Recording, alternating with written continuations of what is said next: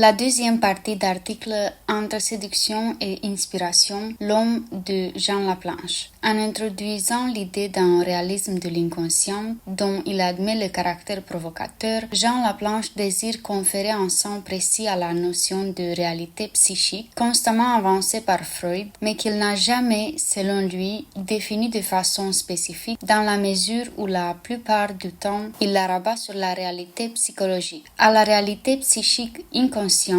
l'auteur associe la transformation étrangère opérée par le refoulement, lequel entraîne la formation d'une représentation chose, autrement dit d'un signifiant désignifié, l'élément inconscient n'étant pas, malgré ce que le thème peut laisser supposer, une représentation à référer à une chose dont elle serait la trace, le passage au statut inconscient entraînant une perte de référence. Il propose ainsi un troisième ordre de réalité, en plus de ceux posés par Freud, externe matériel et interne psychologique, la réalité du message ou du signifiant, à qui inclut le langage des gestes et toute autre expression de l'activité psychique. Ce domaine de réalité est celui que Freud présente parfois et nomme réalité psychique. Il s'agit de désirs inconscients ramenés à leur expression dernière et la plus vraie. En présence d'un message en signifiant proposé, les sujets tentent une traduction en substituant un nouveau signifiant au signifié initial, les deux signifiants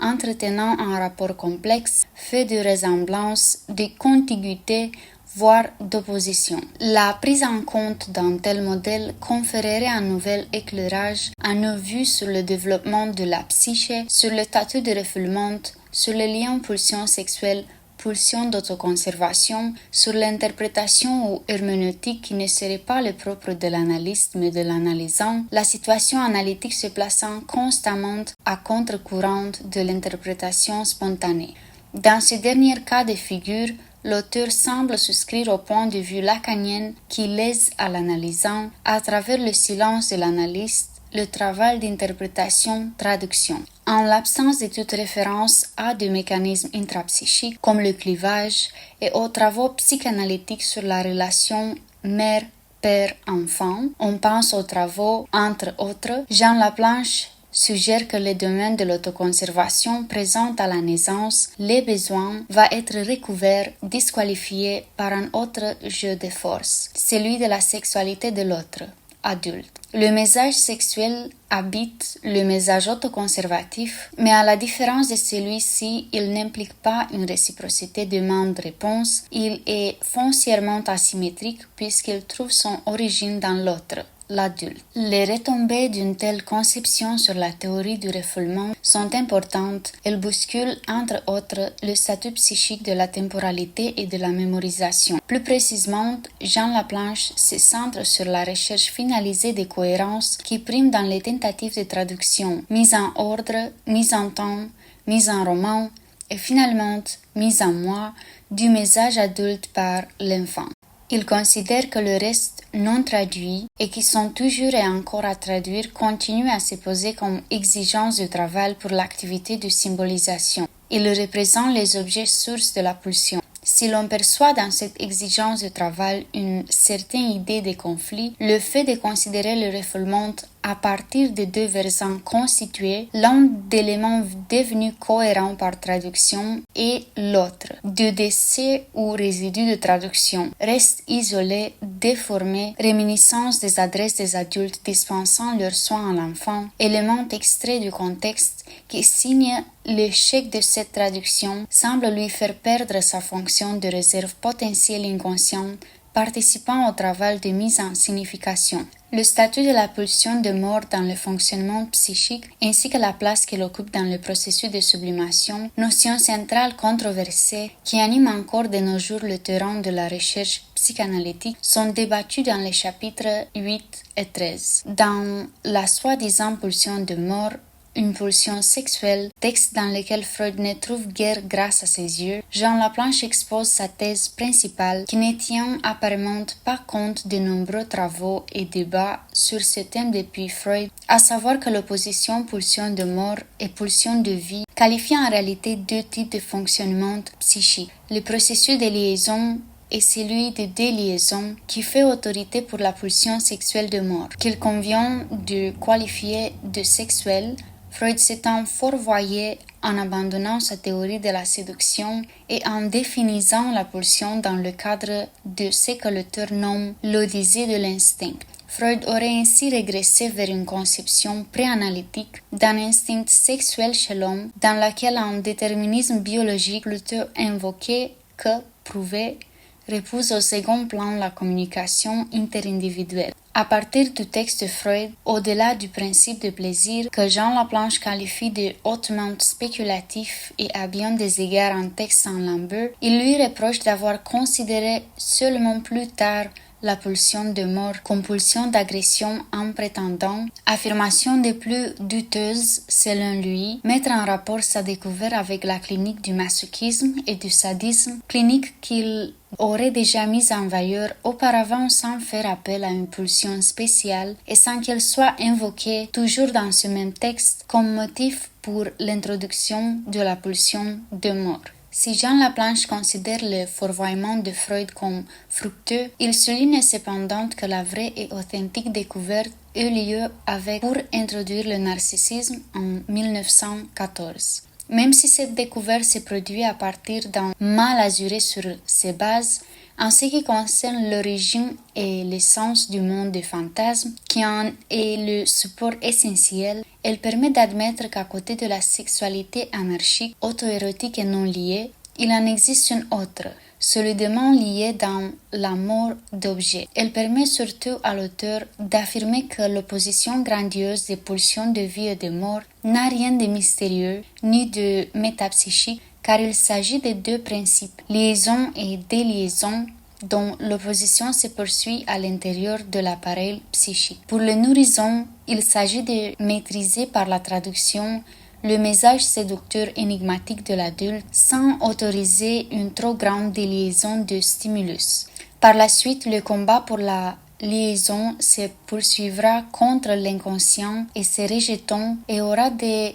retombées sur le processus de sublimation. Eros, d'un côté, reprend en main l'autoconservation, car l'être humain ne se bat pas pour survivre mais pour l'amour de moi. Thanatos, de l'autre, la pulsion sexuelle déchaînée, va assumer le pôle de l'inconciliable, celui du sexuel. Il y a ainsi pour Jean Laplanche inversion de pôle et de signification. Il en résulte que si c'est Héros qui reprend en charge les intérêts vitaux, alors la sublimation, la mutation de la pulsion quant à ses buts et ses objets, va apparaître comme le transfert, la transposition de l'énergie sexuelle de mort en énergie sexuelle de vie, le domptage, la liaison d'une pulsion anarchique et destructrice en ses origines. Jean Laplanche s'interroge sur la place chez l'être humain de tendances non sexuelles, plus précisément de celles de l'instinct. Il propose une réévaluation du terme autoconservation qu'il juge abstrait à partir du moment où il suppose l'individu survivant de façon autonome face à un univers inanimé. Si ce pôle autoconservatif paraît exclusif dans le premier moment de la vie, il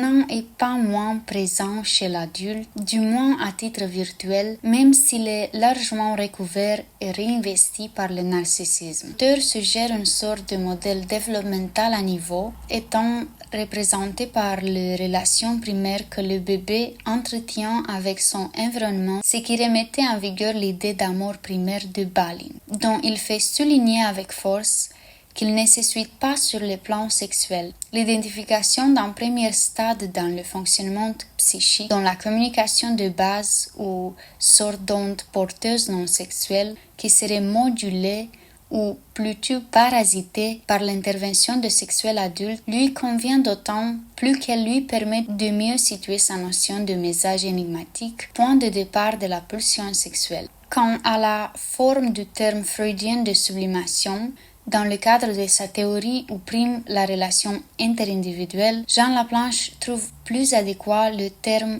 inspiration, qui souligne que son sujet n'est pas le sujet, mais l'autre, tout comme pour la séduction. L'ouvrage de Jean Laplanche se veut provoquant et il y réussit pleinement. Il est cependant regrettable que le procédé critique qu'il développe apparaisse, du moins dans sa forme, comme alimenté par un seul désir, celui de faire craquer Freud, de déceler ses erreurs, ses fourvoiements. Sans aller jusqu'à considérer le texte de Freud comme sacre et intouchable, et tout en tenant compte qu'il est plus qu'essentiel que la psychanalyse s'ouvre à de nouvelles hypothèses, ce désir exprimé dans des termes créant l'illusion d'un raccourci temporaire. Hors histoire nous place face à un Freud pris en faute d'avoir poursuivi sa recherche, entre autres, en abandonnant à un moment donné sa neurotica, en modifiant sa théorie des pulsions et en ne donnant pas d'importance à la théorie, dont il ne pouvait avoir connaissance, qui confère le primat au message de l'autre. Difficile encore rendu succinct de son ouvrage.